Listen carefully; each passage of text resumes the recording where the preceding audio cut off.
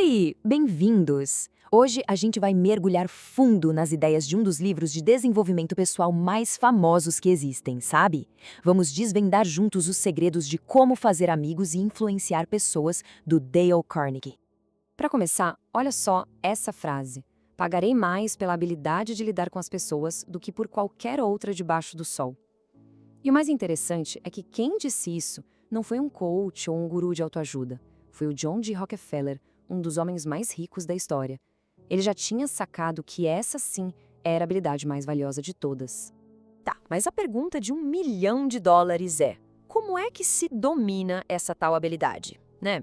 Bom, segundo Carnegie, o segredo está numa mudança fundamental, uma virada de chave na forma como a gente lida com as nossas interações do dia a dia.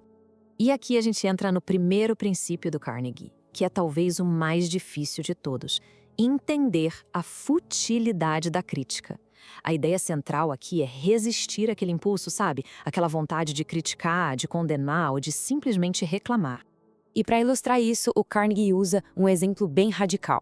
Dá uma olhada nessa frase: sou apenas um benefeitor público que foi mal compreendido. Sabe quem disse isso?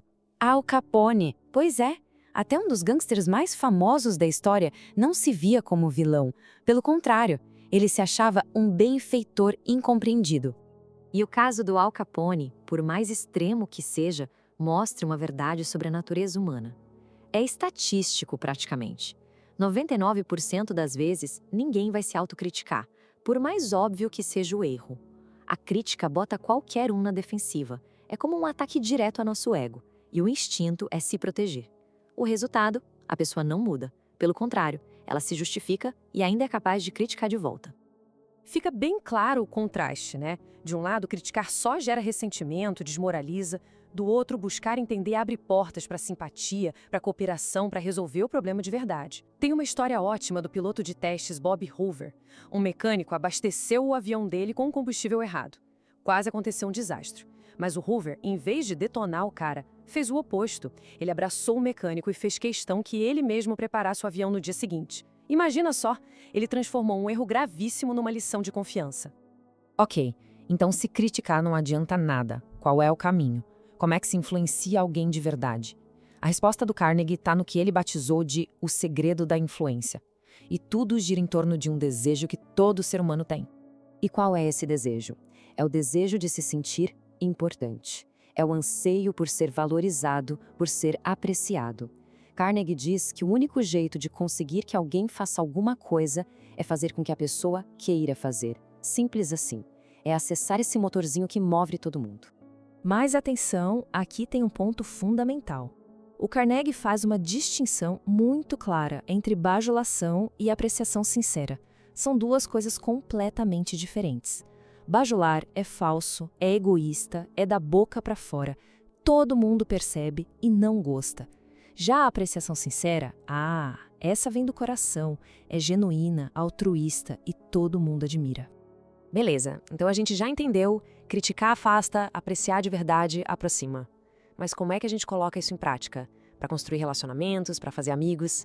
É aí que o Carnegie entra com umas dicas bem práticas, uns hábitos simples que fazem toda a diferença. Olha que dado curioso, fizeram um estudo com 500 ligações telefônicas para ver qual era a palavra mais falada. E o resultado foi eu, quase 4.000 vezes. O pronome pessoal eu. Isso diz muita coisa, né? A grande sacada, então, é justamente virar essa chave, tirar o foco do eu e colocar o foco no outro. E as dicas do Carnegie são super simples, mas poderosas. Se interessar de verdade pelas pessoas. Sorrir, que é uma coisa tão básica, mas que abre portas. Lembrar o nome de alguém, ele diz que é o som mais doce que existe para qualquer pessoa. E talvez o mais importante de tudo, saber ouvir. Deixar a outra pessoa falar dela mesma. Certo. Agora que a gente já tem umas pistas de como criar conexões, vem a próxima etapa. Como fazer com que as pessoas concordem com o nosso ponto de vista? Como persuadir? Para explicar isso, o Carnegie usa uma analogia genial. Ele começa falando de uma coisa que ele adora: morangos com creme. Só que ele percebeu uma coisa curiosa. Peixe não gosta de morango com creme. Peixe gosta de minhoca. Então, na hora de pescar, o que ele coloca na isca? Não é morango, claro, é minhoca. Ele usa o que o peixe quer, não o que ele quer. E essa é a grande lição. O segredo da persuasão é exatamente esse: é despertar no outro um desejo. É parar de pensar no que a gente quer e começar a pensar no que o outro quer. Se você conseguir alinhar o seu interesse com o interesse da outra pessoa, o jogo muda completamente. Seguindo essa lógica, a gente chega numa das ideias mais famosas do livro, e uma das mais polêmicas também. É totalmente contra o que a gente costuma pensar. Qual a ideia? Simples. A única forma de ganhar uma discussão é não entrar nela. O Carnegie é bem direto nisso. Ele diz que é impossível ganhar uma discussão.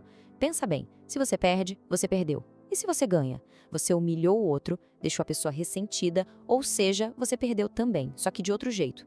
No fim das contas, a sua vitória destruiu o relacionamento. Então, em vez de brigar, o que fazer? Carnegie dá um passo a passo. Primeiro, veja o desacordo como algo bom, uma chance de aprender. Segundo, controle aquela reação imediata de se defender. Respire fundo. Terceiro e mais importante, ouça. Ouça de verdade o que o outro lado tem a dizer. E só depois de tudo isso, procure os pontos em que vocês concordam. Comece por aí. É assim que se transforma uma briga em uma conversa produtiva. Legal, vimos um monte de ideias. Mas como é que a gente tira isso tudo do papel e leva para a vida real? Vamos para a nossa parte final. A proposta do Carnegie era genial. Ele falava para os alunos dele tratarem o dia a dia como um grande laboratório. Um laboratório de relações humanas. Cada conversa, cada reunião, cada encontro, tudo vira uma chance de testar esses princípios. É experimentar, ver o que funciona, o que não funciona e ir aprendendo. Tem uma frase do psicólogo William James que resume bem isso. Ele dizia que, comparado ao que a gente poderia ser, a gente está só meio acordado. É como se todos tivéssemos um potencial gigante e adormecido.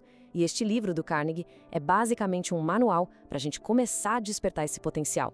Então, a pergunta que fica no ar é essa: qual princípio colocar em prática hoje? Porque, no fim das contas, o que importa não é só saber tudo isso. O objetivo é a ação. É aí que o aprendizado de verdade começa.